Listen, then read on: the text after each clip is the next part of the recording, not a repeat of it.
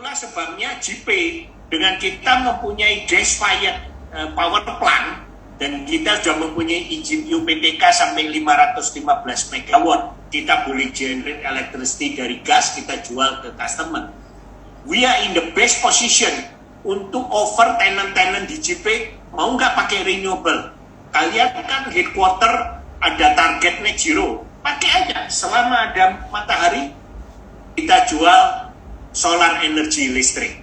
Begitu tidak ada matahari, waktu mendung atau hujan, kita kirim listrik yang dari gas, yang mana juga lebih ramah lingkungan dibandingkan misalnya listrik PLN ya, karena 70% PLN masih memakai coal fired electricity. Jadi dari sini JP ini sebenarnya memiliki competitive advantage untuk tenant-tenant yang memerlukan low carbon footprint, karena kita bisa memberi alternatif yang lebih rendah footprint dibandingkan normal listrik yang dari PLN.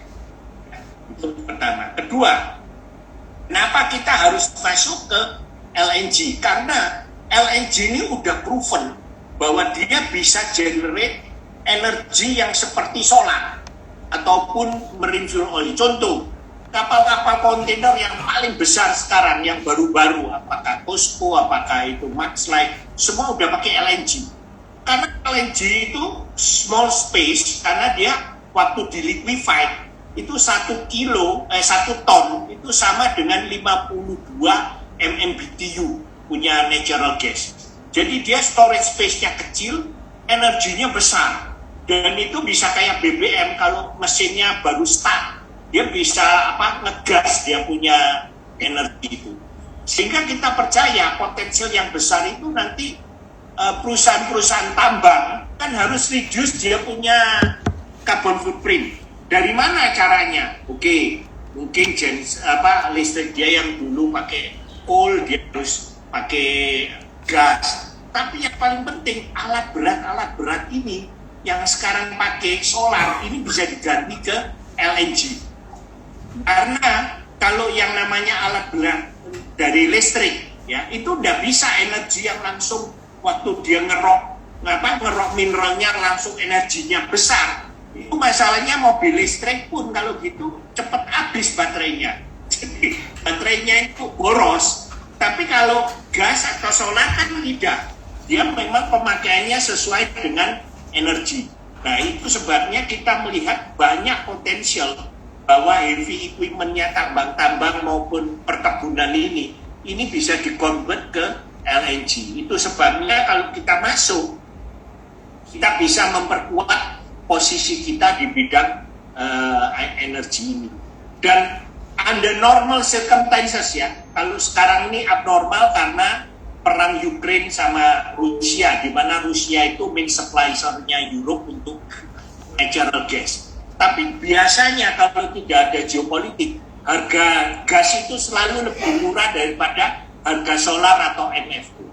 Jadi sebenarnya converting into LNG fired equipment itu bukan hanya lower carbon footprint, tapi juga lower cost. Cuma sekarang ada nggak perusahaan yang bisa menyediakan LNG di lokasi tambang-tambang ini? Nah, that is our challenge and that is our opportunity. Karena kita sudah mempunyai jaringan supply chain logistik sampai ke tambang-tambang. Nah ini yang bagaimana nanti kita bisa convert menjadi juga untuk LNG. Nah, disinilah kenapa saya bilang kalau kita bisa masuk ke LNG di tahun 2026 misalnya, ini akan memperkuat bisnis distribusi energi kami. Karena ini lebih susah lagi untuk kompetitor masuk, karena jaringannya harus sampai ke lokasi tambang-tambang. Oke, saya setuju dengan pendapat Pak Haryanto mengenai solar panel. Itu kita Indonesia kena musim hujan dan kemarau. Untuk musim hujan itu kan kita harus ada cadangan penyimpanan energinya gitu. Di sini bisa dikembangkan sebut aja opportunity-nya. Bayangin Pak, kalau average 5-6 jam, kapasitas storage-nya itu harus 5 kali lipat loh Pak, 4-5 kali lipat. Berapa? Nomor 1, berapa biaya storage-nya ini? Karena 4 sampai 5 kali lipat pemakaian listrik kita. Yang kedua, berapa biaya generationnya Pak? Karena untuk storage berarti Bapak harus punya solar panel yang generate 4 sampai 5 kali lipat consumption listriknya Bapak untuk di storage. Jadi ini mahal Pak. Alternatif yang lebih murah, ya waktu ada matahari pakailah solar panel. Tidak ada matahari, saya kasih listrik yang dari gas. Saya setuju Pak Haryanto. Cuman ini kan masalahnya gas ini kan natural, artinya suatu saat kan akan habis. Nah, artinya kan kita juga harus ada pemikiran pengembangan lebih lanjut lagi kalau gasnya habis. Kita harus realistis lah. Renewable energy itu tidak mungkin 100% semua renewable. Pasti ada fosil Pak. Ya, tinggal nanti untuk mengkompensasikan fosil ini kita perlu apa? Karena ada orang yang istilahnya nanam pohon ya atau do something lagi. Tidak mungkin karbon ini jadi zero Pak. Saya setuju. Jadi karbon ini kan maksudnya climate change ini untuk mengurangi karbon sehingga daya pulihnya dunia ini, planet kita ini lebih besar daripada karbon yang dikeluarkan. Sehingga planet kita ini bisa menyembuhkan diri sendiri. Sekarang karbon yang dikeluarkan ini jauh lebih besar daripada yang bisa diabsorb oleh planet. Jadi nggak mungkin zero karbon Pak. Tidak ada life form kalau zero karbon. Ya memang benar sih, di dunia ini nggak ada zero karbon atau zero accident dah. Semua kita... Katanya orang bilang net zero Pak. Bapak net zero. Net zero itu is different dari zero karbon Pak. Net zero itu Bapak yang keluarkan sama yang Bapak pulihkan itu netral. Jadi net zero itu bukan zero karbon.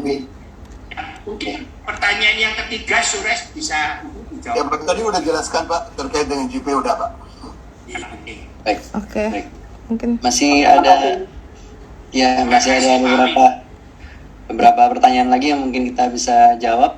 Kalau misalnya masih sempat, mungkin ada dua lagi dari Pak Ezarido Ibnu Tama. Jadi mengenai apakah ada upaya efisiensi lainnya Pak untuk mempertahankan profitabilitas di tengah kenaikan inflasi dan juga harga raw material. Kemudian apakah juga ada rencana masuk ke bisnis pupuk atau bahan baku pupuk, mengingat sekarang ini ada supply disruption kan dari konflik Ukraine dan Rusia. Kalau terkait dengan efisiensi, tadi saya bilang ini kalau lihat laba operasional dengan laba net profit, lebih tinggi net profit itu adalah dari dua aspek. Satu dari biaya bunga atau mungkin financial charges ya, dengan jumlah hutang yang AKR sekarang sudah repay banyak. Kita lihat itu bebannya untuk bunga sudah turun banyak. Yang kedua juga adalah faktor efisiensi, itu adalah dari logistik yang kita punya, infrastruktur yang punya.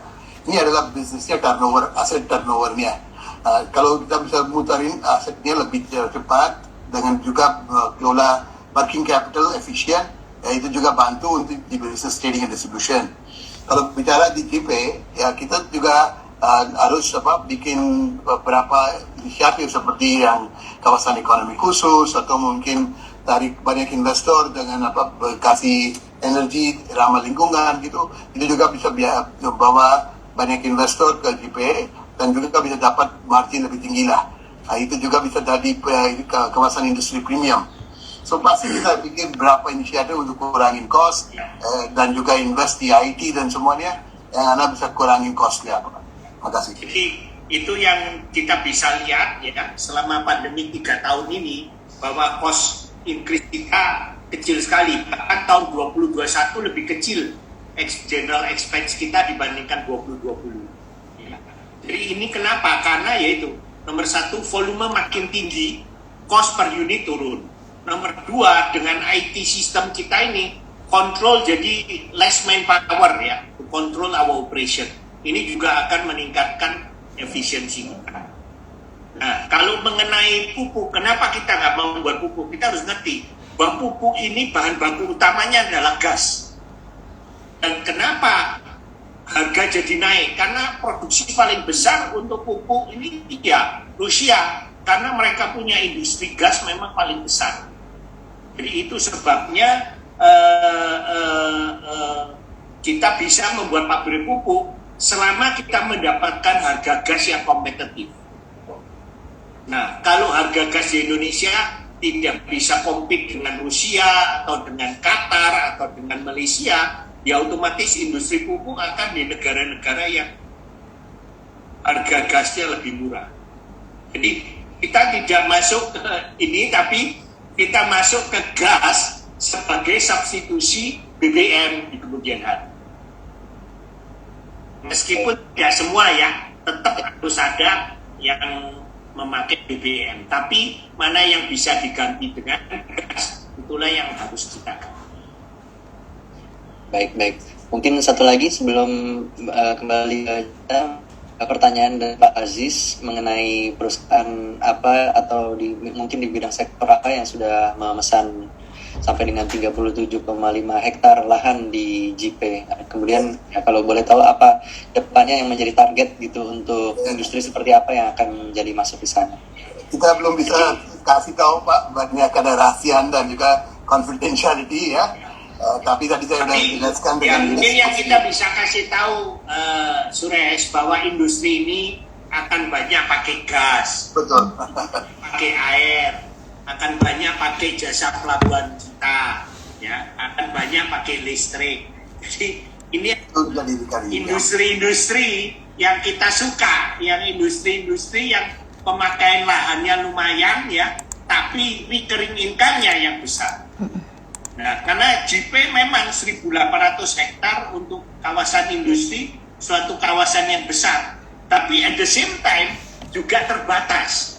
Sehingga dengan keterbatasan ini, kita ingin mencari tenant-tenant yang memakai recurring income, jasa-jasa recurring income yang besar. Ya, seperti Freeport, dia pakai pelabuhan 1 tahun itu bisa 4 juta ton, pakai air tiap hari bisa puluhan ribu kubik, pakai gas juga jutaan MMBTU, listriknya juga 145 megawatt. Jadi hal-hal inilah yang menjadi target tenant kita. Jadi kita tidak mau istilahnya jual lahan asal jual lahan. Kita mau cari jual lahan ke tenant-tenant yang memberikan recurring income. Dan so far kita cukup berhasil dalam menarik ini, makanya kita bilang by 2025 mungkin sepertiga income kita ini bisa dari JP, bukan hanya dari penjualan lahan, tapi juga dari Baik, menarik sekali. Terima kasih Pak. Silakan kita boleh kali lagi. Oke. Terima kasih banyak nih Pak untuk informasi-informasi yang sangat menarik. Hari ini kita juga belajar banyak nih. Ternyata JP ini benar-benar nggak cuman mencari istilah tenant, tapi juga mencari prospek yang lebih besar, yaitu dari recurring income nih ya. Dan banyak banget ternyata dari gas juga kita banyak deh pokoknya dapat informasi-informasi menarik. Oke, mungkin sebelum kita tutup kita bisa take another picture Pak untuk kenang-kenangan, karena memang Akra adalah emiten yang sangat rajin mengupdate kita nih, dan teman-teman retail nih udah banyak komen juga nih, Pak bagus banget ya Akra. Oh iya pasti. Oke Pak, kita foto bareng dulu. Teman-teman silakan dibuka webcamnya, nanti kita akan take picture. Bentar ya. Bentar, aku ambil dulu apps-nya. Oke, kita siap. Yang belum buka webcam, mau dibuka webcamnya? Silakan. Oke. Teman-teman, kita take picture dengan Pak Haryanto dan Pak Suresh dan teman-teman, dan Pak Robert Plus juga untuk kenang-kenangan kita. Oke, 1, 2, 3. Oke, sebentar. Kita take one more picture dengan Happy Cuan. Semoga Akra sahamnya cepat mencapai all time high lagi ya. Happy Cuan semua. Oke, thank you so much. Oke, kita udah sampai di penghujung acara nih. Kita memang sangat senang dengan emiten-emiten yang sangat rajin memberikan update, terutama update-update yang positif dan memang good corporate governance. Dan teman-teman, webinar ini tujuan untuk edukasi ya, jadi rekomendasi dan bukan rekomendasi jual beli, karena setiap investasi kan punya potensi keuntungan dan kerugian. Jadi investor juga harus selalu memfilter lagi dari apa yang sudah kita berikan hari ini. Mungkin demikian dulu. Pak Robertus, ada closing statement untuk teman-teman di sini? Baik, terima kasih sekali kepada Cirita dan juga rekan-rekan investor sudah menyediakan waktunya untuk bisa berdialog bersama, dan kebetulan ini juga eventnya sangat spesial sekali. Terima kasih Pak Haryanto, Pak Sures. Semoga semakin banyak investor Indonesia yang tetap semangat ya dalam menghadapi turbulensi gitu, boleh dibilang di pasar sekarang ini masih ada emiten yang berpotensi menghasilkan kinerja yang lebih baik ke depannya, salah satunya Akra. Terima kasih untuk kehadirannya di siang hari ini.